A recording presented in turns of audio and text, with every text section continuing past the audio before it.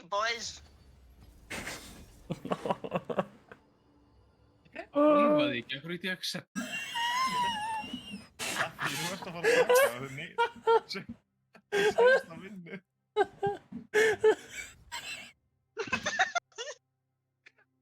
Ég að vísa þér sko. Ég fara að selja inn mitt núna.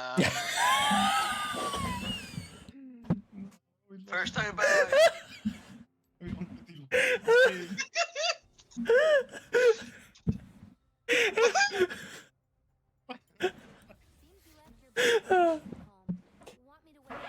Ó, ég er að klippa þetta á eftir bara, what the hell sko. Ég er að fara að grenja, sko. Það er illt í maður, sko.